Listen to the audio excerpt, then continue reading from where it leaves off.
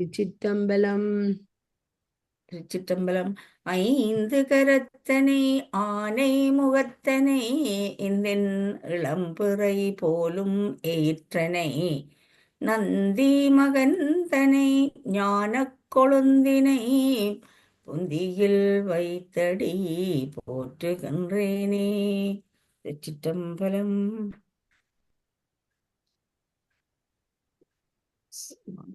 திருச்சிற்றம்பலம். நாங்கள் திருமந்திரத்தில 3ஆம் தந்திரத்தில 8ஆங்க ஜோகத்தில இன்றைக்கு 8ஆவதாகிய சமாதி நிலைக்கு வந்திருக்கிறோம். யமன், நியமம், ஆதனம், பிராணாயாமம், பிரத்யாகாரம், தாரணை, தியானம், சமாதி என்ற நிலைக்கு இன்றைக்கு நாங்கள் வந்திருக்கிறோம். அப்ப இன்றைக்கு சமாதி தனா படியுங்கோ. சமாதியா சமாதியாம சமாதி ஜாமதியித் மாதி இயமாதியில் சமாதியாம இயமாதியிட்டான் செல்லக்கூடும் சமாதியாமையேதியிற்றென்றட்டு சித்தி சமாதியாமாதியில் தங்கினோர்க்கன்றே சமாதியமாதி தலைப்படும் தானே. தீதகற்றல் நட்டாற்றல் ஆகிய இயம நியம முறைகளால் செயலறலாகிய சமாதியுண்டாகும். இதன் இயல்பினை கூற கேட்டல் அவற்றான் 8 சித்தியும் உண்டாகும். இந்நிலையில் நின்றவர்க்கே சமாதி முதலியன கைகூடும் என்க. சமாதி என்றா நொசிப்பு. சமாது இயமம் ஆதியில்தான் இயமம் ஆதி சாதனையால் உண்டாகும் சமாதி. அப்ப இந்த அட்டாங்க ஜோகங்களை கைவர பெற்றவர்களுக்கு தானாகவே இந்த 8 சித்தியுமாயி அந்த அட்டமா சித்திகள் கைகூடும் என்று சொல்ற. இந்த சமாதி இயமாதியிட் அந்த சமாதிக்கு பக்கத்துல இந்த ஜாவ நாங்க இ அண்டு மாத்திட சமாதி கடைசி இயமம் முதலாவது அதான் அப்படி கொண்டு வந்திருக்கிறேன். அதானா? அப்ப இயமாதியிட் சமாதி அண்டு ஃபுல் ஸ்டாப் பண்ணி பிறகு இயமாதியிட் தான் சொல்ல கேட்கி சமாதி இயமாதியில் தான் 8 சித்தி சமாதி இயமாதியில் தங்கினோர்க்கு அன்றே சமாதி இயமாதி தலைப்படும் தானே. அது என்னண்டா அந்த இது அந்த தமிழ்ல செல்ல கூடும் என்று போட்டிருக்க. தான் சொல்ல கேட்கலன்னுதான் புத்தகத்துல கிடக்குது. சொல்ல கேட்கலன்னுதான் நான் அப்படித்தான் பாய்ச்சேன் நானோ. இதுல இந்த தமிழ் இலக்கணத்தோட எழுதியிருக்கணும். ஏனண்டா அது அப்படித்தான் அப்படி வந்தாதான் அது சரி. அப்ப அது எங்களுக்கு பழகிட்டோம்டா வாசிப்போம். ஓகே. இப்ப இயமாதி சமாதி தான் சொல்ல கேட்கணும். இயமம் முதலியவற்றை கடைபிடித்து சமாதி வரை செல்லும் முறைமையை சொல்ல கேட்டால் அது நாங்க படிச்சுட்டோம். எல்லாருக்கும் அது எங்களோட குரூப்ல எல்லாருக்கும் அது நல்ல ஈஸி. இப்ப இயமாதி சமாதி தான் 8. இயமம் முதல் சமாதிக்கு முன்னுள்ள அங்கங்கள் கடைப்பிடிக்கப்படின் 8ஆவதான சமாதி கைகூடும். இயமாதியில் சமாதி தங்கினோர்க்கு அன்று இவ்வெட்டு உறுப்புகளை நீதியாச்ச இது வருபவர்க்கு இயமாதி சமாதி தலைப்படும். அட்டாங்கத்தின் இறுதி உறுப்பான சமாதி கைகூடும். இயமாதி சமாதி இயமம் முதலாயுள்ள சமாதி கருத்து இயமம் முதலாய் பழகி வந்தோருக்கு சமாதி நிலை எல்லாருக்கும் நல்ல வடிவ விளங்குது. அனுவேதாலும் சொல்றேன்டா சொல்லுங்க. சரி அதுல சொல்ற யாரு கணேசரி அம்மா படியுங்க. பிந்துவின் நாதமும் தெரியுதாம்மா? விந்து நாதமும் மேருவில் ஓங்கினே தான சமாதியில் கூடிடும் அந்தமில்லாத அறிவின் அரும்பொருள் சுந்தர ஜோதியும் தோன்றிடும் தானே.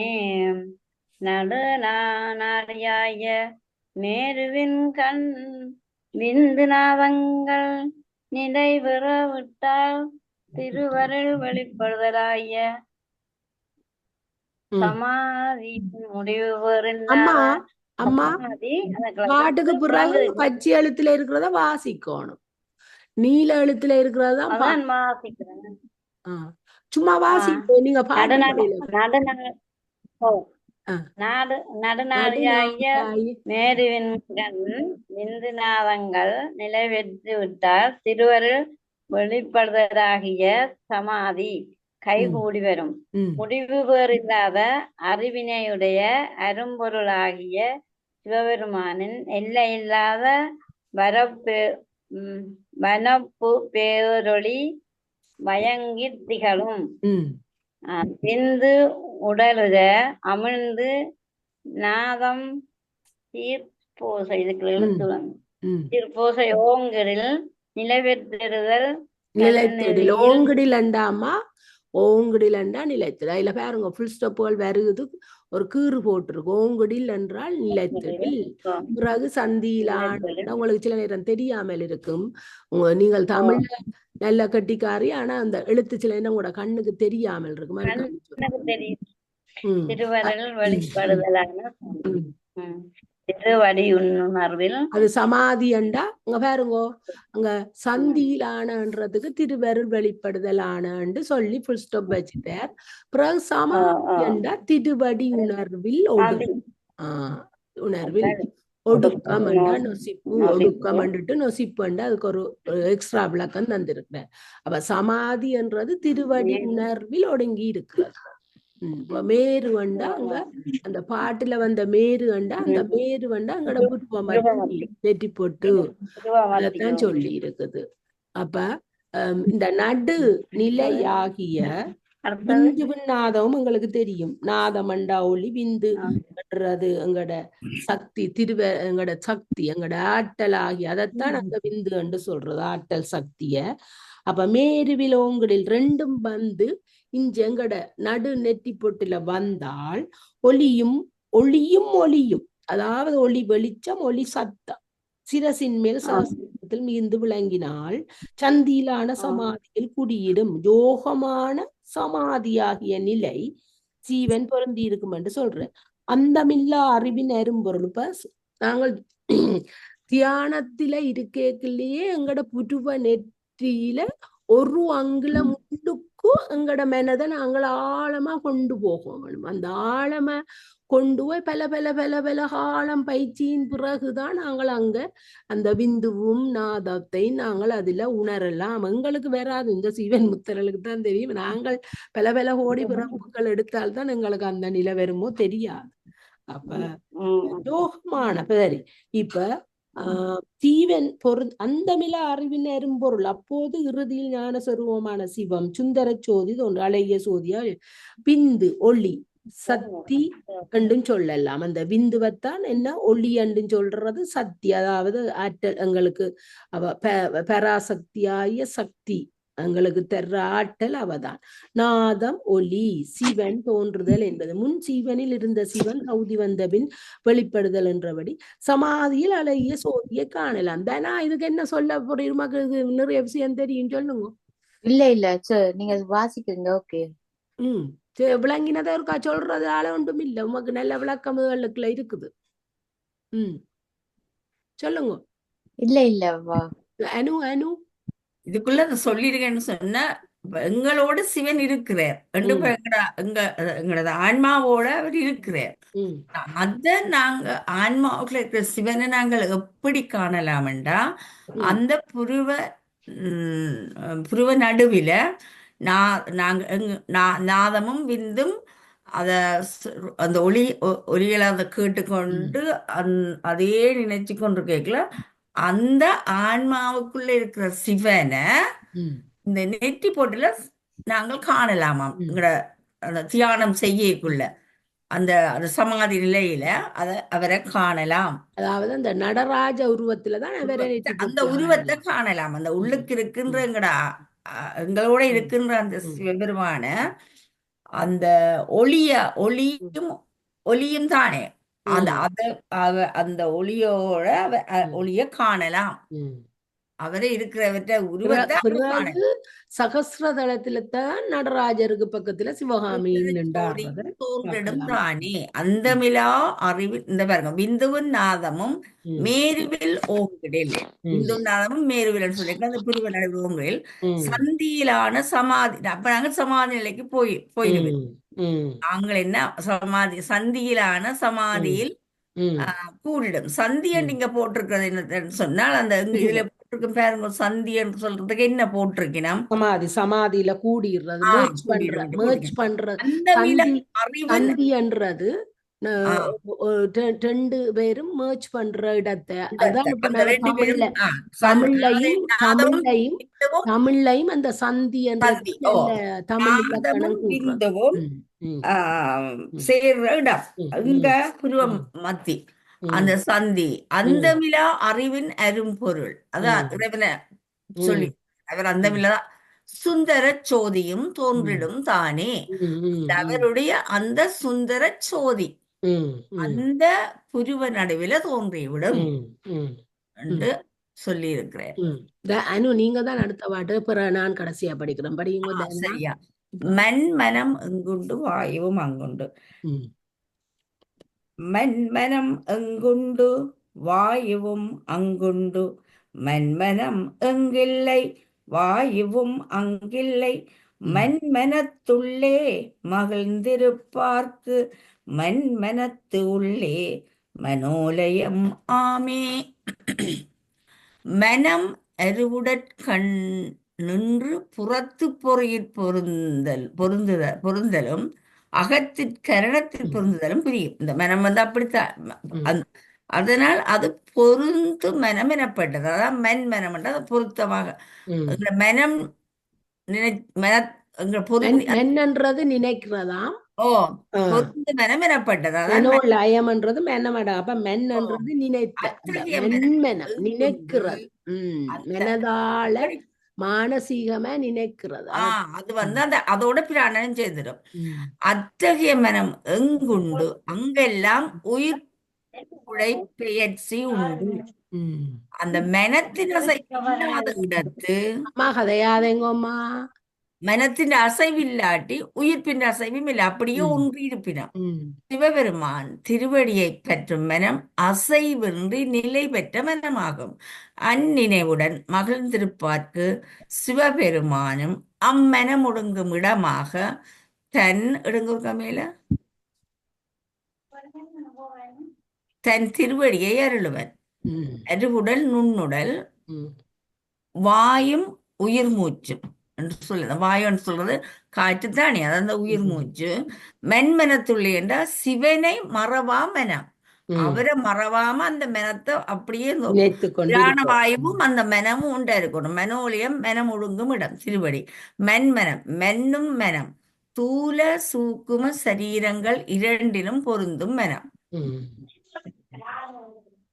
இந்த புத்தகத்துல கிடக்கிறது நான் வாசிக்கிறேன். மண் நினைக்கின்ற மனம் வாயு பிராணன். உணர்வு நினைவோடு மனம் இருக்கின்ற போது பிராணனும் அங்கிருக்கும். அந்த மனத்தோடு தான் பிராணனும் போய் வந்துட்டு இருக்குது. மண்மனம் இங்கில்லை வாயுவும் அங்கில்லை. எங்கட மனம் அங்கே இஞ்சோ ஓடி திரிஞ்சா பிராண வாயும் அங்கே இஞ்சோ ஓடி திரியும். மனம் நினைப்பதை மறந்து விட்டால் வாயுவின் இயக்கம், அதாவது பிராணனும் நின்றுவிடும். எனவே நினைவோடு மனம் இருக்கிற போதே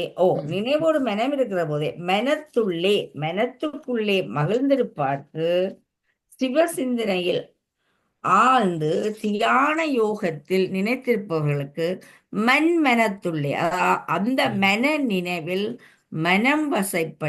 மனம் வசப்பட்டு அசைவற்று இருக்கும். மனோலயம் மனலயம் அது இழைத்திருப்பது. மனோலயம் மனம் அடங்கி அசைவிட்டு இருத்தல்.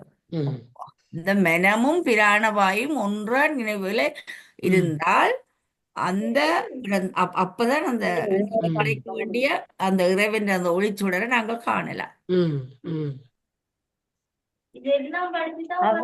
நான் படிக்கிறேன். அம்மா பிள்ளைகளோட கதைக்கிறது இந்த ரெக்கார்டிங் போய்கொண்டிருக்குது. அம்மா ப்ளீஸ். விண்டல் நான் படிக்கிறேன். ம். விண்டலர் கூபமும் விஞ்சத் தடவியும் கண்டுணர்வாகக் கருதியிருப்பர்கள் செண்டு வெளியிற் செழுங்கிரியத்திடை கொண்டு குதிரை குதிரை குசை செறுத்தாரே. மலையும் விரிந்த அலரும் சேர்ந்துள்ள பெரிய கூபம் போலும் திருவருள் விளக்கத்தும் எல்லையில்லாத பெருவழியும் கண்டு அவையே மெய்யுணர்வாக கருதியிருப்பார்க்கு உயிர்ப்பு புறப்பட்டு சென்று புருவ நடுவின் உச்சியில் நிற்கும். ஆங்கு கடிவாளத்தை இழுத்து கட்டுவது போல் எங்கட கடிவாளத்தை இழுக்க வேணும். ஏனண்டா வெளிப்புறத்துக்கு இந்த மெனம் செல்லாதவாறு கட்டுவதில் அங்கேயே நிக்க செய்வேன். நாங்கள் அந்த மெனம் ஒன்றி அதை செய்தால் இறைவனையே அந்த நின்றங்கட கடிவாளத்தை வெளியில போக விடாம செய்வேன். விண்டு மலை விண்டு என்றது மலை, அலர் என்றது விரிவான, கூபம் என்ற கிணறு, அதாவது வெற்றா திருவருள் ஊற்று. அந்த கூபம் என்றது எங்கட வெற்றாத திருவருள் ஊற்று அருவி போல் பாயுமா. விஞ்சு மிகிதாய் அத்து அழகு வெளி அழகு வெளி பேரருள் வெளி செழுங்கிரி புருவ நடுமுனையத்தான் செழுங்கிரி ஆக்கினை உச்சி. அதாவது அந்த புருவ நடுமுனையை இந்த ஆக்கினை என்றுதான் சொல்றது. அத உச்சி என்று சொல். குசைச்செறுத்தார் கடிவாளத்தை இழுத்து கட்டினார். அப்ப இது என்னண்டா இன்றைக்கு நாங்கள் படிச்ச திருவருட்பயன் அங்க அணைந்தோர் தன்மை, அதாவது இறுதி. அதுவும் இன்றைக்கு நாங்கள் படிக்கிற இந்த திருமந்திரத்தின் தலைப்பாகிய சமாதியும் ஒன்று. அங்க என்னத்தை நாங்கள் படிச்சோமோ அதுதான் இங்க திருமந்திரத்திலையும் கருத்தா வந்துருக்கு. அப்ப இப்படியான அணைந்தோர் தன்மையின் அந்த சமாதி அடைந்தோர் நிலையத்தான் இப்ப இதுல சொல்லி கொண்டு வருகுது. அந்த 7 ஜோகங்களும் கைவரிய கூடினவர்கள் தான் 8வது ஜோகமாகிய இந்த சமாதி நிலையை அடைவார்கள். அணைந்த சிவமான் தன்மை பெற்று நிற்பார்கள். அப்ப இதுல என்ன இந்த புத்தகத்துல சொல்லுதண்டா, விண்டு அலர் கூபமும் விஞ்சத்து அடவியும் பிளந்து வெளிப்படும் ஒளியாய நீரூற்றையும் அதில் சிவமாகிய அறிவு காட்டையும் கண்டு உணர்வாக கருதியிருப்பார்கள்.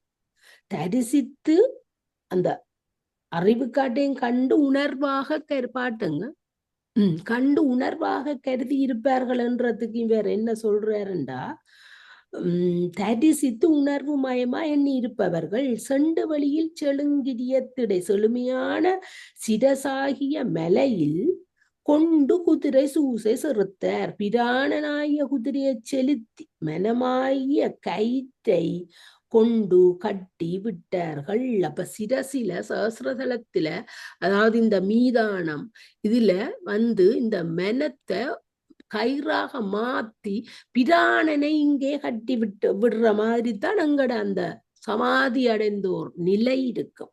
அப்ப விளக்கம் கூபம் நீரூற்று ஒளி என்றும் அதை சொல்லலாம். அடவி என்றா காடு, அதாவது காடு. அடுத்தது சிவம் காடன்னு சொல்லலாம், அங்க சிவம் என்றும் அதை சொல்லலாம். அதாவது நீரூற்று ஆகிய அந்த கூபம், அந்த அருள் திருவருள் பொழிந்து கொண்டிருக்க அந்த காட்டில சிவமாகிய காட்டில செண்டு ஏகவெளி குசை குதிரை கட்டும் கயிறு சிரசில் உணர்வினை கருதி இருவர்களுக்கு, அந்த சிரசில இறைவனை நினைத்து அதை கருதி இருப்பவர்களுக்கு இந்த பிராணன் அடங்கி இருக்கும். நல்ல நல்ல ஒரு விளக்கம் இந்த பாட்டு.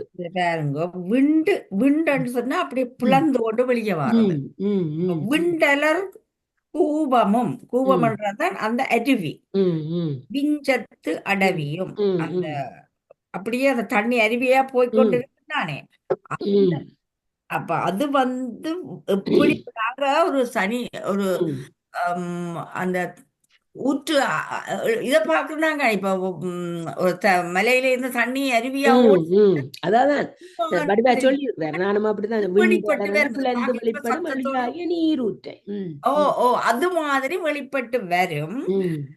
வெளிப்பட்டு பழக்கண்டு வந்துருமா அந்த நிலையில இருக்கைக்குள்ள, அந்த நெற்றி நடுவுல இப்ப இருக்கைக்குள்ள அது உச்ச நிலைக்குள்ள அது அப்படியே இருந்தாலும் வார மாதிரி இருக்குமா. விண்டலர் ஸ்கூபமும் விஞ்சத்து அடவியும் கண்டுணர்வாக கருதி இருப்பார்கள். கண்டு உணர்வாக அதைத்தான் அவை கண்டு அதிலேயே பொருத்தி அதையே பார்த்து கொண்டிருப்பார்கள்.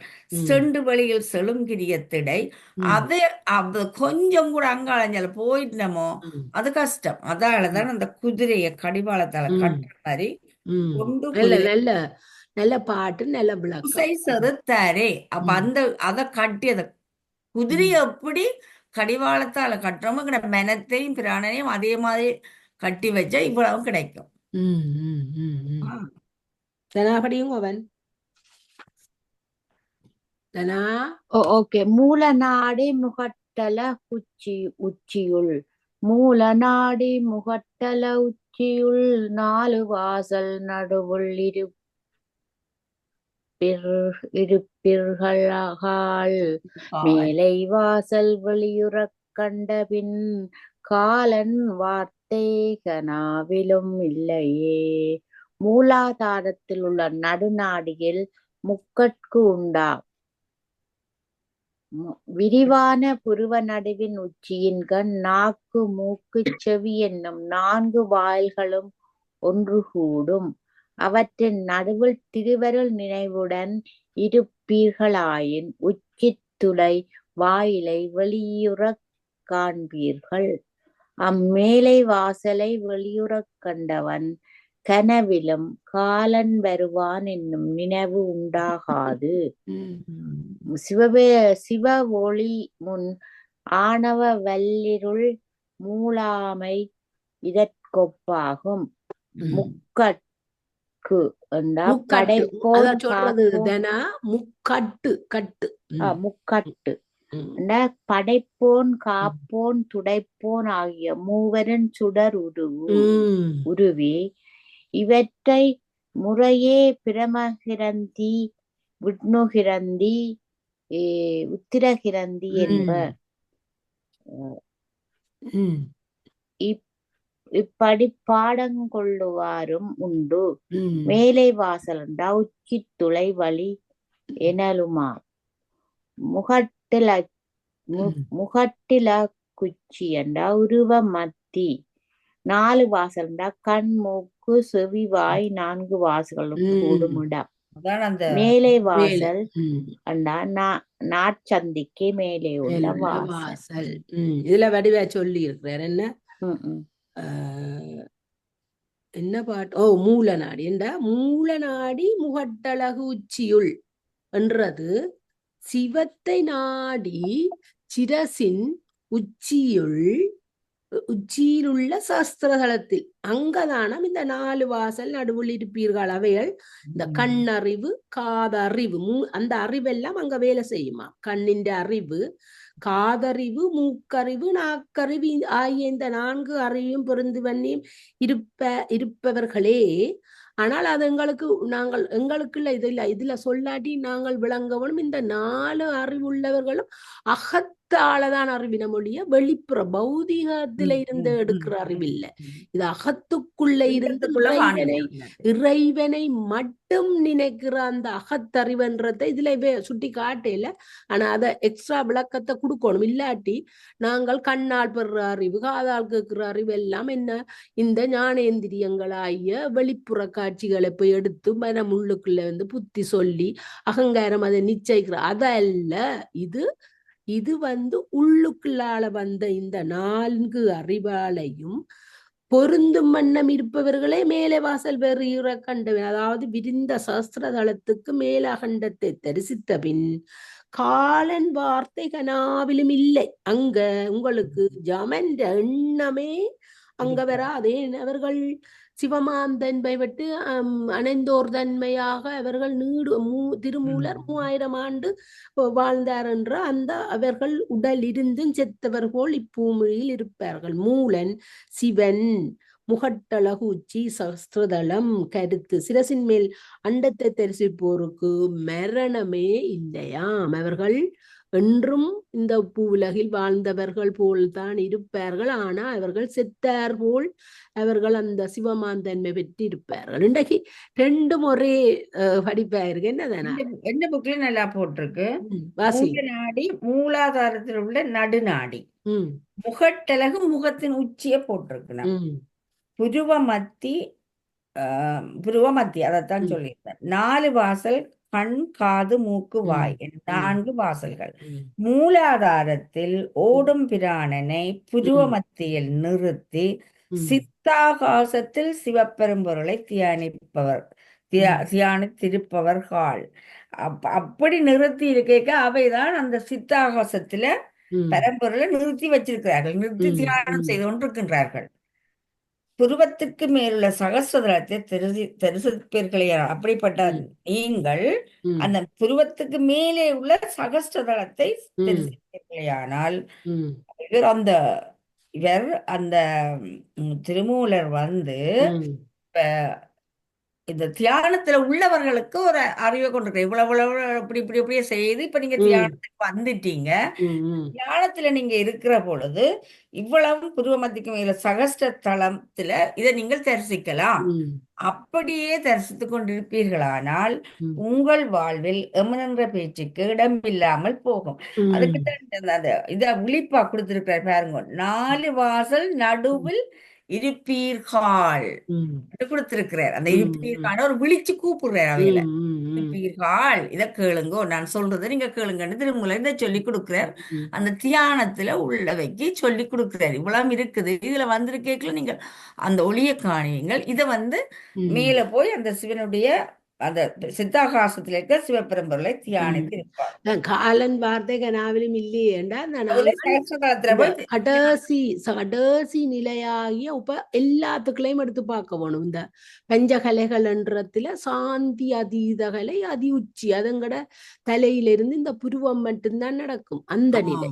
பிறகிஞ்சால நிட்டை கூடல் அந்த நிலை. பிறகிஞ்சால ஆன்ம சுத்தி ஆன்ம ரூபன் நடந்து ஆன்ம தரிசனம் நடந்து ஆன்ம சுத்தி நடந்து சிவ ரூபன் நடந்து சிவ தரிசனம் நடந்து சிவ ஜோகன் நடந்து சிவ போகம். அப்படி அந்த எல்லா கடைசி நிலைகளையும் சந்திக்கிற இந்த இடத்துல சகஸ்ரதலத்துல எல்லா நிலைகளையும் கடந்து வந்த ஒருவன் பல வழிகளாலும் ஒரு இடத்துக்கு போகலாம். அது மாதிரி பல வழிகளையும் கடந்து வந்த இந்த ஆன்மாக்கள் கடைசியில சகஸ்ரதலத்துல அப்ப அந்த சாந்தி பஞ்சகலையில சாந்தி அதீதகலை இந்த புருவ மத்திக்கும் இந்த தலையின் சிரசில இருந்த அவ்வளவு தான் அந்த இடத்துல நின்று இந்த இறைவனை இன்புறதைத்தான் இப்ப ஒவ்வொரு பாட்டை சொல்லிக்கொண்டு வரியினம். அது காலன் வார்த்தை இந்த இடத்துக்கு வந்தா யமன்ற பயமும் இல்லை, யமனும் நெருங்கான் என்றதைத்தான். அவர்கள் என்றும் இறைவனோடையே கலந்து இருப்பார்கள். அவர்களுக்கு இறப்பும் இல்லை பிறப்பும் இல்லை யமனும் இல்லை. உமக்கு மூலாதாரத்தில் என்று சொன்ன மாதிரிதான் இஞ்சையும் மூலாதாரத்தில் என்றுதான் சொல்லி இருக்க. இந்த புத்தகத்துல மூல நாடி முகட்ட சிவத்தை நாடி சிரசினுச்சி சிவப்பரப்பொருளை என்று சிவ மூலாதாரத்துல வச்சு கொண்டிருக்கைக்குள்ள தானாம் அதுல வச்சிருக்கைக்குள்ளதான் அந்த அந்த முகட்டளவான முகத்தின் அதான் சித்தாக. ஆனால் எனக்கு எப்படி விளங்குதுண்டா அந்த மூலாதாரத்தில இருந்து கடந்து கடந்து கடந்து துரியாதீத மூலாதாரம் துரியாதீதத்தில இருந்து துரியத்துக்கு பிறகு சுவாதிட்டானம் அப்படி சுளுத்தி என்று அதுக்கு சகசிரதளத்துக்கு வந்துட்டுதல்லோ. சகசிரதளத்துக்கு பயிற்சி பெற்ற சீவான்மாக்கள் இனி கீழ் நோக்கி போக மூலாதாரத்தில் ஓடும் பிராணனை அங்கிருந்து வந்த பிராணனை புருவமத்தியில் நிறுத்தணும். அது பயிற்சியின் மூலம் கொண்டு வந்துட்டேன் அந்த நிலைக்கு வந்தவ திரும்பி ஏன் மூலாதாரம் என்றது நான் விளங்கல. ஓகே, அவர் மூலாதாரம் வந்த அப்புறம் சொல்றேன். அதுல அவையும் திருப்பி அது அந்த இடத்துல இருந்து ஓகே அது முடியும் நிகழும். நீங்க தான் படிங்க மண்டலம் அந்த அவ அம்மா படிச்சிட்டாவா? போயிட்டா. அவ போயிட்டாவா? ஓ ஓ ஓ. ஆ. ம், சிவயோக சித்தி என்று சொல்லி ம், மண்டலம் 5 வரைகளும். ஓகே. மண்டலம் 5 வரைகளும் ஈராறு கொண்டிட நிற்கும் குடிகளும் 6 எண்மர் கண்டிட நிற்கும் ம், கருத்து நடுவாக உண்டு நிலாவிடும் ஓடும் பதத்தையே. மண்டலம் 5 வரைகள் 12 இவற்றை இடமாக கொண்டு நிற்கும் தெய்வங்கள் குடிகள் ம், எனப்படும்.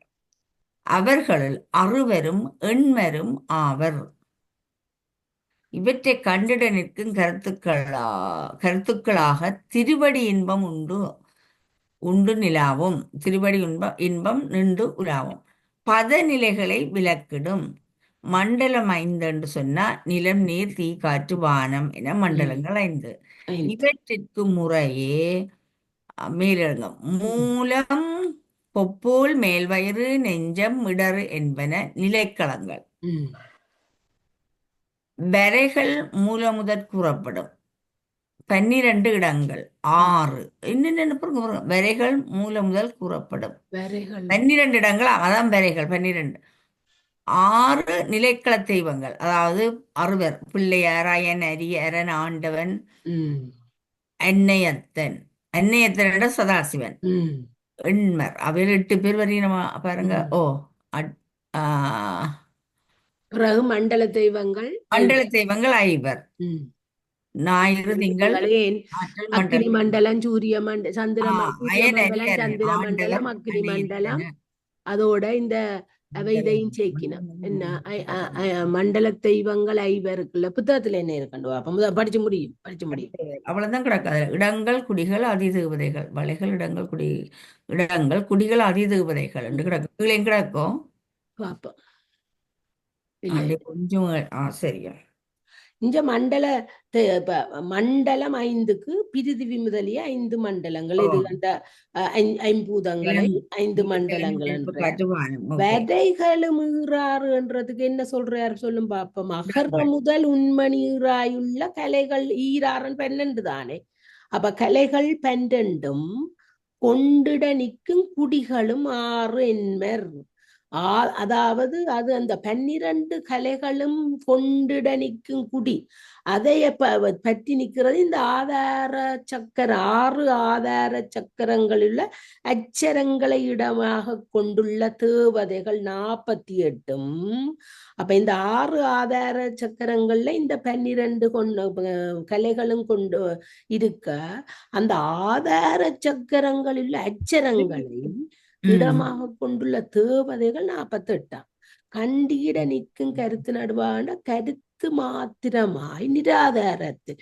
என்ன நிராதாரத்தில்? ஒரு ஆன்மா 6 ஆதாரங்களை பற்றி கொண்டு முதல் இந்த மூலாதாரத்தில இருந்து எல்லாத்தையும் குண்டலின் சக்தி மூலம் எழுப்பி அதை சகசிரதாரத்துல கொண்டு போய் பழகும் வரைக்கும் இதுக்கு அந்த 6 ஆதாரமும் வேணும். நிராதாரம் இந்த 6 ஆதாரங்களையும் விட்டுட்டு அது டக்கண்டு சகசிரதளத்துக்கு போகக்கூடிய நிலைமைக்கு ஒரு ஆன்மா வந்துடும். அப்ப அதைத்தான் கருத்து மாத்திரமாய் நிராகரித்து, அதாவது சாந்தி அதீத கலையில் கண்டு.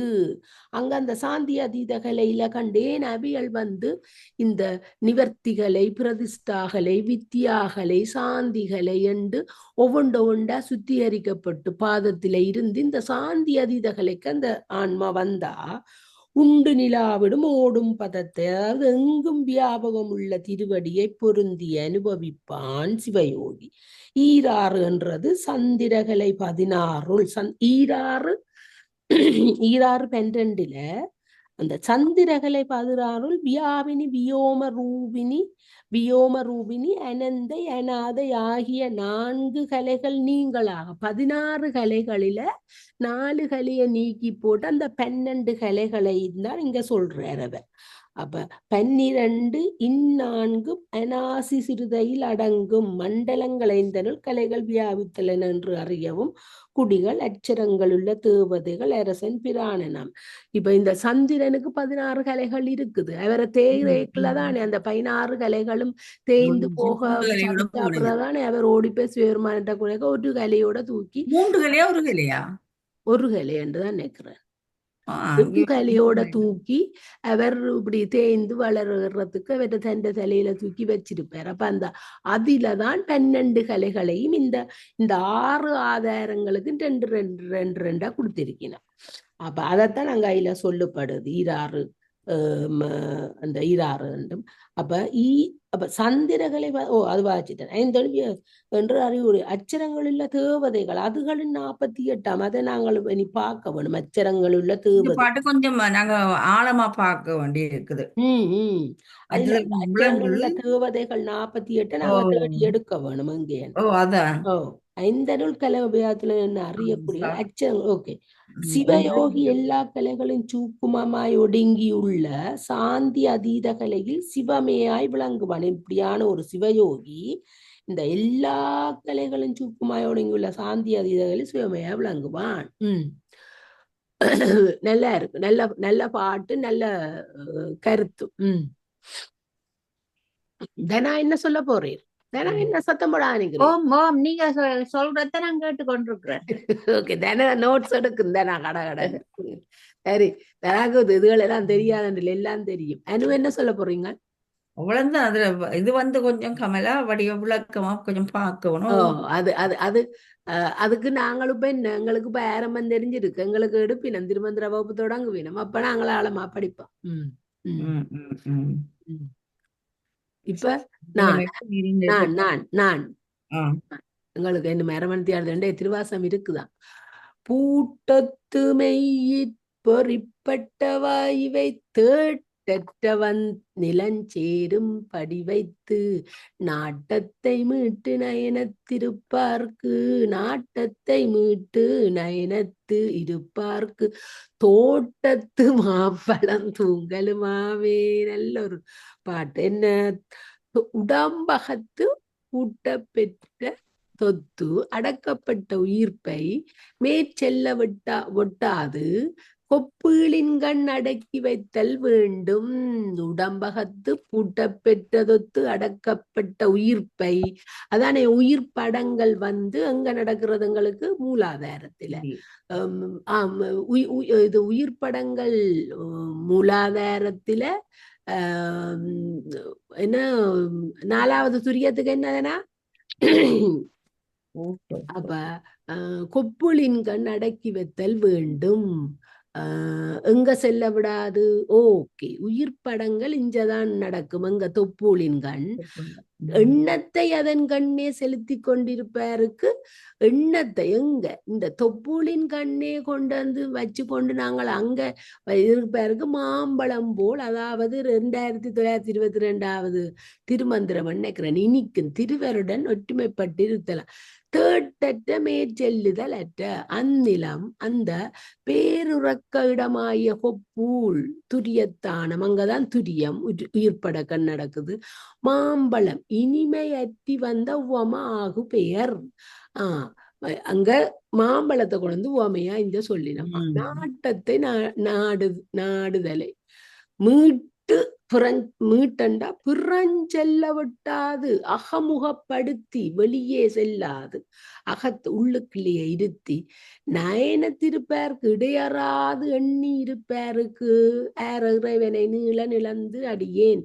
தோட்டத்து என்றது அங்க திருவருள். தோட்டத்துக்கு என்ன சொல்ற? திருவருள் வெளியில் தூங்கல் உண்டு உறைதல் பொறிப்பட்ட, அதாவது அடக்கப்பட்ட, இந்த பொறிகளுக்கு அடக்கப்பட்ட மாம்பழம் என்றது சிவக்கனிய சொல்லி இருக்கிறார்.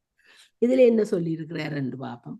பூட்டொத்து மெய்யில் பொறிக்கப்பட்ட வாய்வை பூட்டை கருவியை போல உடம்பில் கீழும் மேலுமாய் செல்லும் வாயுவை தேட்டற்ற அந்நிலம் சேரும்படி வைத்து தேடுதலற்ற பிரமதந்திரத்தால் பொருந்த சேர்த்து. இந்த தேட்டன்றது நாங்கள் திருவுந்தியாரிலேயோ திருக்களிச்சேர்படியா அந்நிலம்ன்றதான் பிரமதந்திரத்தை சொல்லி இருக்கணும். தேட்டன்னு சொல்லி ஒரு தொடங்குற திருவுந்தியாரோ திருக்களிட்டுப்படியாரோ இருக்குது. எனக்கு அது ஞாபகம் வருகுது, சொல்ல தெரியல. வருகுது தேட்டற்ற. நல்ல ஒரு இதுல என்ன சேரும்படி தேடுதலற்ற பிரமதந்திரத்தால். பிரமதந்திரம் தான் சரி. 2 மூலாதாரம் தான் திருப்பி இந்த பச்சையால் எழுந்ததற்கு கொஞ்சம் மேல எடுங்க கவலை உடம்பது பிள்ளை மேய்ச்சல்ல ஒட்டாது. இதை முடிச்சு போட்டு தேடுதலை விட்டு விழித்தபடி இருப்பார்க்கு தோட்டத்து மாம்பழம் தூங்கலுமா. அதாவது சிவக்கனியோட அசை வெற்றி இருக்கு. தோட்டத்து மாம்பழம் வந்து சிவக்கனி, அவரோட அசை வெற்றி இருக்கிறது தான் அந்த தோட்டத்து மாம்பழம் வந்து பூட்டை என்றா கிணற்று சகடை பூட்டை கருவியின் உதவியால் கிணற்று கயிறு, அந்த கப்பி கயிறு இருக்குல்ல, கிணற்று கயிறு கீழும் மேலும் செல்லும் இயல்புடையது. அதுபோல எண்ண அலைகளுக்கேற்ப பிராணன் கீழும் மேலுமாய் சென்று கொண்டிருக்கும் என்க. ஜோகியர் உலக நாட்டத்தை விட்டு அக நாட்டத்தில் பொருந்தி இருப்பார். அப்ப இந்த புற நாட்டம் இருந்தா என்ன செய்யும்? கிணற்றின் கயிறு போல வெளியும் புறமும் போய்கொண்டிருக்கும். ஆனா ஜோகியர் அவ அகத்துல மாத்திரம் இறைவனை எண்ணி நல்ல நல்ல நல்ல விளங்குது. இதுல வந்து என்னன்னு சொன்னா தேட்டற்று அந்நிலம் சேரும்படி வைத்து, அந்நிலம் என்று சொல்லிக்குள்ள எனக்கு மூலாதாரம் கிடக்கு, உங்களுக்கு என்ன உங்களுக்கு வேற மாதிரி கிடக்காது. அதுல அதாவது இது சித்தாகாரமா பிரமதந்திரம் பிரமதந்திரம் கிடக்கு. இதுல வந்து இதுல கொப்புள் கிடக்குது, அந்நிலம் சேரும்படி வைத்து. அதுதான் அதுல முக்கியமானது. பொறிப்பட்ட வாயுவை, அந்த பிராண வாயுவை தேட்டற்று அந்நிலம் சேரும்படி வைத்து. அந்த அந்நிலம் என்றது எந்த நிலத்தை குறிக்குது வார்த்தை ஒவ்வொன்றிலும் ஒவ்வொன்றா கிடக்கு. என்னட்ட மூலாதாரம் உண்டு, உங்கள பிரமதந்திரம் என்று சொல்லுதா இன்னும் 7 பாட்டு இருக்க. அதான் என்னென்றால் தானா அந்த அனு என்னென்றால் இப்ப இந்த இந்த இந்த அட்டாங்க யோக 8 படிநிலை மாதிரி சமாதியில முதல் பாட்டை தொடங்கினா இறுதி பாட்டு வந்து இப்ப திருவருட்பயன் மாதிரி அணைந்தோர் தன்மையோட அந்த உச்சியில தான் கொண்டே முடிக்க வேணும். வரதராஜன் ஐயா தொடங்கின பாட்டை ஆதியில இருந்து கொண்டு இன்னும் மேல மேல போவதொழிய அவர் கீழே அந்த கீழிடத்துக்கு வரையில பிரமதந்திரம் சாஸ்திரதளம் என்று சொன்னவர் அடுத்த இதுக்கு வர சாந்தி அதீதகலையை தான் கொண்டு வர. அப்ப இந்த இந்த இந்த பிடிஎஃப் அதை சொல்ல இல்ல. அன்றைக்கு அதைத்தான் கேளுமே, நான் சொல்றத கொஞ்சம் காது விடு. அப்ப அன்றைக்கு நான் இதை காட்டி ஐயாட்ட கேட்டேன், நான் புத்தகத்துல எப்படி ஐயா இருக்குது, இந்த பிடிஎஃப்ல இது இருக்குதுண்டா. அம்மா வரதராஜன் ஐயாண்ட புத்தகம் வந்து நல்ல புத்தகம், நீங்கள் அதுல இருக்கிறதான் எடுங்கோ, மற்ற ஒவ்வொருத்தரும் தங்களுக்கு ஏற்ற மாதிரி கருத்துக்களை போட்டிருப்பினா. வரதராஜன் தனாவன்னுண்டவன் தனா அப்ப அவர் சொன்னார். அப்ப அதுதான் நான் அந்த ஒரு பாட்டுல நீங்கள் சஹஸ்ரதளம் என்று சொல்ல உம்முடைய புத்தகமும் இந்த பிடிஎஃப் மூலாதாரத்தை சொல்ல நான் கேட்டனே. அவ கீழே போயினம் பிறகு அது இந்த பாட்டு படிப்படியா முன்னேறி கொண்டு போற பாட்டு திருமந்திரம். அப்ப அங்க 1000 தொடங்கி இறுதி 9ஆம் தந்திரம் வரைக்கும் போற அந்த இது ஒவ்வொரு படிப்படியா முன்னேறி கொண்டு மேல போய் கொண்டு இருக்குது. அதைத்தான் நான் புரிஞ்சு கொண்டேன். அதுக்காகதான் நான் அந்த இடத்துல போன் எடுக்கிறேன். நான் போன் எடுக்கிறேன்னா புதனிம்பியாளனும் வர மாட்டேன். நாளைக்கு நாளைக்கும் அந்த ஃபியூனரல் வந்துட்டுது. அதான் நான் லீவ் பண்றேன் கமலா. இதோட நீங்க நாங்கள் பாட்டி போட்டு தொடருவோம். அனு முடிஞ்சது, நான் முடிஞ்சத நீ அனுவோ அதனா படியுங்க. நாங்கள் 2 பாட்டை படிச்சுட்டு நிப்பாட்டோம். உருவரையும் பெரி சென்றுண்டு வானோர் கருவறை பெற்றி கடைந்த முதுண்டார் அருவரை ஏறி அமுதுண்ண மாட்டார் திருவரையாமனந்தீர்த்தற்றவாறே. 6 உயிர்களுக்கு திருவர நாட்டத்தால் ஈர்ப்பு பயிற்சியால் தாம் உண்மை நிலையினை அறியும் தன்மையொன்றுண்டாகும். வானோர் அவ்வுண்மை உணராது அமுழ்துண்டால் நீண்ட நாள் வாழலாம் என்று பெரிய மலை பற்றி கடல் கடைந்தனர், அமுதுண்டனர், பயனின்றி மாண்டனர். உயிர்ப்பு பயிற்சியால் நடுநாடி வழியாக அருவரையாம் உச்சித்துளை ஏறி திருவடி அமுழ்துண்ண மாட்டாதார் அத்தேவர்கள். அத்திருவடி அமிழ்துண்பார்க்கு எல்லையில்லா அருட்பெருமையுடைய உயிர்ப்பு பயிற்சியால் மனம் அடங்கிட்டென்க. அடங்கிட்டென்க. ம், உருவண்டா ஆவியின் உண்மை நிலை, ம். அதாவது தற்சொரூபம். ரூபம். ம். கரு ஆவி இந்த உயிரின்ற உண்மை உயிருக்கும் இருக்குத்தானே தானே கடத்த அ, நிலை அ, அ, சொரூப அ, நிலையண்டா அதைத்தான் இதுல சொல்லிருக்கிறார். கருவறை என்ன நடுநாடி எனலுமா. ம்.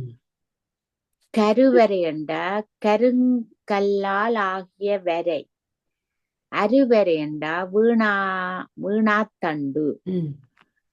திருவரையாமனம் என்றா அளவிடப்படாத பெருமையுள்ள மனம். மனம் என்ன அந்த பாட்டு உட்டு வர்றியா என்ன இதுல இருக்கிறத நான் படிக்கிறேன். உட்டு அறியும் பெருசு ஒன்று உண்டு, எங்கள் ஆன்மஸ்வரூபத்தை அறியும் சிறப்பான முறை ஒன்று உள்ளது. ஆன்மஸ்வரூபத்தை அதனை யான் சொல்லுவேன். வானோர் கருவறை பற்றி கடைந்த அமுது உண்டார்.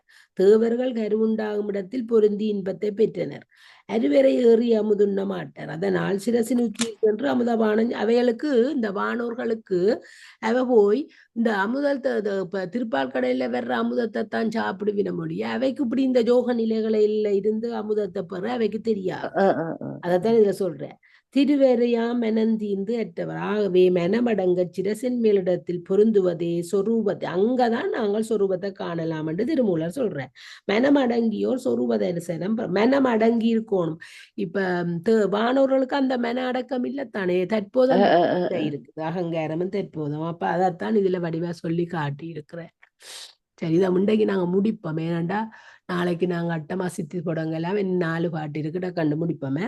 நம்பனையாதியை நான் மறையோதிய செம்பனின் உள்ளே திகழ்கின்ற சோதியை அன்பினையாக்கி அருத்தி ஒடுக்கி போய் கொம்பேறி கும்பிட்டு குட்டமிட்டாரி ஆறுயிர்கள் அனைத்து நம்புதற்கிடமாகிய நம்பனை ஆதியாகிய நடப்பாற்றலை உடைய சோதியை நான் மறைகளையும் உள்ளிருந்தெழுப்பி ஓதிவிக்கும் ஓதியை செம்பொன்னகத்து திகழும் வெனப்பாற்றலாகிய திருவருச்சோதியை. நடப்பாற்றல் தேர்வதான சக்தி, வெனப்பாற்றல் அருட்சக்திய. அது முந்தைய படிச்சு கொண்டே வாரம். சேரதற் பொருட்டு அவன் திருவடிக்கு பேரன்பு பூணுதல் வேண்டும், வேட்கைகளை ஒடுக்கி போதல் வேண்டும். அங்கனம் செல்வார் நடு நாடி வழியேறி திருவடிக்குன்னு கலந்திருப்பார்.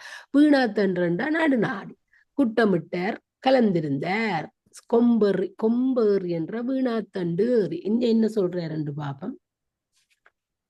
என்ன நம்பனை நம்பத் தகுந்தவனும் ஆதியை முதல் பொருளானவனும் நான்மறை ஓதியை 4 வேதங்களை ஓதியவனும் செம்பொனின் உள்ளே திகழ்கின்ற சோதியை செம்பொன்னுள்ளே விளங்கும் ஜோதி போன்றவனுமாகிய சிவனிடம் அன்பினையாக்கி அருந்தி ஒடுங்கி போய் அன்பினை பெருக்கி ஆசை அடக்கி போய் கொம்பேறி கும்பிட்டு கூட்டமிட்ட சகசிரதளத்தில் பொருந்தி நின்று சாதகரிட்டை கூடியிருந்த நான் மறையோதி என்ற நாத நிலை திகழ்கின்ற சோதி. நாத நிலை நான்மறை ஓதி என்ற நாத நிலை திகழ்கின்ற சோதி என்ற விந்து நிலை. சிவன் நாத விந்து மயமாய் விளங்குவான் அருத்தி என்ற ஆசை கொம்பு என்ற சஹஸ்ரதளம். சாதகர் சமாதி நிலையில் நாத விந்து மயமான இறைவனோடு அன்போடு கூடி இருந்தார். அதான் சொல்லியிருக்கு. மூலத்து மேலது மூலத்து மேலது முச்சது ரத்தது காலத்திசையிற் கலங்கின்ற சந்தியில் மேலை பிறை அணில் நெற்றி நேர் நின்ற கோலத்தின் கோலங்கள் வெவ்வேறு கொண்டதே. மூலத்திற்கு மேலாக முக்கோணமும் நாற்கோணமும் உள்ளன. உயிர்ப்புக்கள் ஒத்து பொருந்தினால் கூடுகின்ற பொருத்தில் திங்கள் மண்டலத்தினின்றும் காணப்படும் அழகிய திருக்கோலங்கள் வெவ்வேறாகும். மூலத்து வருவாய்க்கு முச்சதுரத்து அதாவது முக்கோணமும் நாற்கோணமும் உள்ளன. கால் என்றா உயிர் மூச்சு, ஒத்து இசையில் என்றா உயிர் மூச்சுக்கள் பொருந்தி சேருதல்,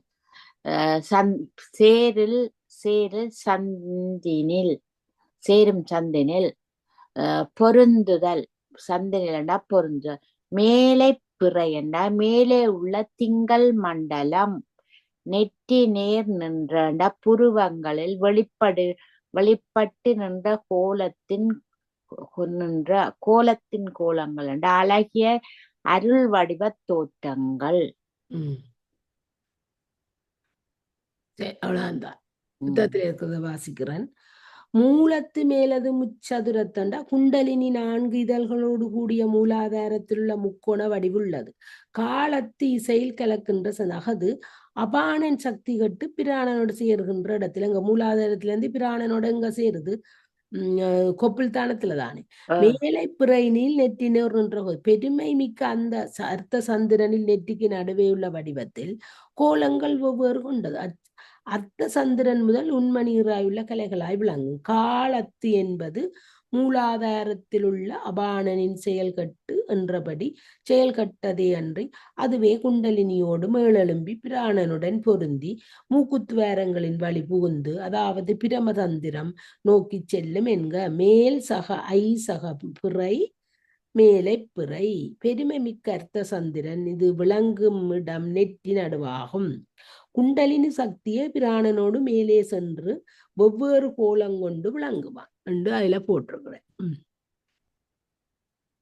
இப்ப கற்பனையற்று கனல் வழியே சென்று சிற்பனை எல்லாம் சிருட்டித்த வேரொளி பொற்பினை நாடி புனர்மதியோடு உற்று தற்பரமாக தகுந்தன் சமாதியே. என்ன? ஒருவர் வீண் எண்ணங்களாகிய கற்பனையற்று மூலத்தளல் வழியே சென்றால் திருவுள்ள நோக்கத்தால் எல்லாவற்றையும் படத்தெளிய சுயருமானை காணலாம். அப்பேரொளி பொற்பினை கூடும் திருவடி உணர்வு கைகூடும். கூடவே சிவபெருமானாக வீட்டிருக்கும் திருவரிப்பேறு உண்டாகும். சிற்பன் உள்ள திருக்குறிப்பால் உலகை படைத்தருளும் முழுமுதல் தற்பரமாக ஆவிகள் முழுமுதல் சிவமாய் இருக்க ஆவிகள் என்றது உயிர்களை தவுந்தன சமாதி பிரிவிலா திருவர் நெட்டையாகும். கற்பனை வீண் சிந்தனைகள் கனல் மூல அக்கினி புனர்மதி என்றா சிவத்தோடு கலக்கும் அறிவு. இப்ப எங்களுக்கு இது தெரிஞ்சதான் சொல்லி இருக்குது. என்னன்னு பார்ப்போம். இதுல கற்பனையற்று சீவ சங்கற்பங்களை விட்டு கனல் வழியே சென்று மூலக்கனலோடு மேற்சென்று சிற்பனை எல்லாம் சிருட்டித்த பேரொளி பொற்பினை சிற்பத்திறம் நிறைந்த புவனங்களை எல்லாம் படைத்து கொடுத்த பேரொளி அழகனான பரம சிவத்தை நாடி புனர்மதியோடு தேடி மணிமண்டத்தோ பொருந்தி தற்பரமாக தகுந்தன் சமாதி தான் என்றும் சிவமென்றும் பேதமாகாதது சாந்தம் பொருந்திய சமாதி. தற்பரமாதல் என்பது ஆன்மா பேதமற்று சிவத்தோடு நிற்றல் சிந்தனையற்று பேரொழியை நாடி சந்திர மண்டலத்தில் சிவமாய் இருத்தல் சமாதியாகும். அது விளங்கிட்டு எங்களுக்கு. நீரா படி. தலைப்பட்டிருந்திட தத்துவம் கூடும் வலைப்பட்டிருந்திடும் மாது நல்லாளும் குலைப்பட்டிருந்திடும் கோபம் மகளும் துளைப்பட்டிருந்திடும் தூங்க வல்லார்க்கே. தலைப்பட்டிருந்திட திருவருள் வழி நின்றிட வலைப்பட்டிருக்கும் மாது நல்லாளும் வலை போல உயிர் மூச்சை நடுநாடியில் செலுத்துவதாவது தடுத்து நிற்கும் குண்டலினி சக்தி. குலைப்பட்டிருந்திடுமண்டா மறைதலை நீக்கி நிற்கும் கோபம் முனமருவு மறைப்பாற்றலின் சினம் அகலும் திருவருளாய் விளங்கும். குலைப்பட்டிருந்திடுமண்டா தராசு முனை போன்று நேர் நிற்கும். இவை அனைத்தும் திருவருள் வழி நிற்கும் ஒரு பெரும் செந்நெறி செல்வர்க்கே உண்டாம். தத்துவமண்டாம் மெய்ப்பொருளான சிவம் தூக்கவல்ல யோகம் செயல் செய்பவர். முடிஞ்சுதா? என்ன தலைப்பட்டிருக்கும் தத்துவம் குடும்பண்டா மேற்கூறிய வண்ணம் வாழ்க்கையை மாற்றியவரிடம் ஆன்மா நன்கு விளங்கும். அதாவது மாது நல்லாலும் வலைப்பட்டிருந்திடும். ஆன்மா சிவத்தை சார்ந்திருத்தலால் திருவருச்சத்தியும் அங்கே வினைந்து நிற்கும். ஆன்மா சிவத்தை சார்ந்தா உடனே திருவருச்சத்தி தான். குலைப்பட்டிருந்தும் கோபமகளும் அருட்சக்திக்கு எதிரான காம குரோதாதிகள் அகன்றுவிடும். அந்த திரோதான சக்தி அகன்றுவிடும். தூங்க வெல்லாருக்கு துளைப்பட்டிருந்து சமாதி கூடினவருக்கு நடுவு நிலைமை தானே கூடும். தலைப்படுதல் என்றா என்ன? கூடுதல். விலைப்படுதல் என்றாண்ட பிணைந்திடுதல். குலைப்பட்டிருந்தும் கோபமாது கொத்தா உள்ள கோவம் துளைப்பட்டிருத்தல். அதாவது சமாதி கூடுவர் கோபதாகங்கள் நீங்கி நடுவர் நிப்பர். அப்ப அதுவும் எங்களுக்கு சரின்னு 2 பாட்டுதான். சோதி தனிச்சுடராய் நின்றதேவனும் ஆதியும் உள் நின்ற சீவனுமாகுமாள் ஆதி பிரமன் பெருங்கடல் வண்ணனும் ஆதி அடிபணிந்து என்புருவாரே. இயற்கை பேரொளி பிளம்பாய் நிற்கும் முழுமுதற்சி பெருமானும் ஆதியும் பிரிவிலா திருவருளும் உள் நின்ற இருவர் நடுவாக நின்றது. அதாவது சிவய சிவ, அதுதான் இருவர் நடுவாக நின்றது. சிவத்துக்கு பக்கத்துல அங்கால 2 பேர் நிக்கணும். இதைத்தான் இடுதலை திருவைந்தழுத்தண்டு. சீவனும் ஆவியும் ஆகுமால் தானே தானாய் செய்தமையால் சிவம் ஆதி பாரே. படைப்போனும் காப்போனும் முழுமுதற் சேருமான் திருவடியை பணிந்து இடையறா என்பு செய்வார். என்ன இதுல பார்ப்போம். சோதி தனிச்சுடராய் என்ற தேவனும் என்றால் ஒளியோடு கூடிய ஒப்பற்ற சுடர் வடிவாய் நின்ற சிவமும் ஆதியும் உள் நின்ற சீவனுமாம். ஆதியாகிய சக்தியும் உள்ளே விளங்குகின்ற மலமற்ற ஆன்மாவும் சமாதியில் ஒன்றியாகும். ஆதி பிரமன் பெருங்கடல் வண்ணனும் படைப்புக்கு முதல்வனாகிய பிரமனின் நீலமேனியுடைய திருமாலும் ஆதி அடிபணிந்து என்பொருவர். ஆதி முதல்வனாகிய சிவத்திடம் அடிபணிந்து அவனிடம் என்று நீங்க அன்பெய்து. சிவனானமையின் பிரம விஷ்ணுகள் தாம் தொழில் நின்று விடுபட்டு ஆதியை வணங்கினர் என்க. சமாதியில் ஜீவன் ஜோதியோடு விருப்பின்றி இருக்கும். சரி, கடைசி பாட்டு படி. சமாதி செய்வார்க்கு தகும் பல யோகம் சமாதிகள் வேண்டாம் முறையிட ஸ்நேகிட் சமாதி தானில்லை தானவனாகித் சமாதியில் சித்தியும் மெய்துமே. சமாதி என்றா நிட்டை, பல யோகம் என்றா பல தழுவல், மந்திர தழுவல், பக்தி தழுவல், ஞான தழுவல், கருமத் தழுவல் முதலியன. இறையுடன் ஏகில் என்றா திருவடி நிறையில் அடங்குதல். தானவனாகில் என்றா ஆவியும் முழுமுதற் சிவனருளால் சிவமாக்கப் பெற்ற நிலையில். சமாதியில் என்றா நிட்டையின்றியே எட்டு சித்தியும் என்றா உவமையிலா கலைஞானம் 64 எய்தும் என்றா திருவருளால் தாமே வந்து பொருந்தும். சமாதியில் எட்டு சித்தி என்ன ஆணிமா முதலிய 8 சித்திகள் ஆகும். அதான் அடுத்ததா படிக்க போறோம். என்ன ஓகே, இப்ப இதுல இருக்கிறத நான் சொல்லி போட்டு நிப்பாட்டு. சமாதி செய்வதற்கு பல யோகம் தகும். சமாதியில் இருப்பதற்கு பல யோகங்கள் சித்திக்கும். இறையுடனோகி சமாதிகள் வேண்டாம். இப்போதும் இறைவனோடு ஒன்று இருக்க சமாதிகள் வேண்டாம். தான் அவனாயில் சமாதிதான் இல்லை. ஆன்மாவாகிய தான் சிவமே ஆனால் சமாதி தேவையில்லாதான். சமாதியில் 8 சித்தியும் இது. சமாதியினால் 64 கலை ஞானங்களும் வந்து பொருள். தானென்றும் சிவமென்றும் பேதமை எண்ணாதவர்க்கு சமாதி தேவை இல்லை. முற்று பெற்றது அட்டாங்க யோகம். இந்த அட்டாங்க யோகம் 8 படிகளையும் படிச்சுட்டோம். இனி நாளைக்கு அந்த அட்டாங்கத்தால செய்த என்ன பேரு என்றத படிக்க போறோம். அட்டாங்க யோக பேரு என்ற தலையங்கத்துல நாளைக்கு படிச்சுட்டு தான் அட்டமாசித்திக்கு போறோம். ஓம் நம சிவாய. ஓம் நம சிவாய. வாழ்க.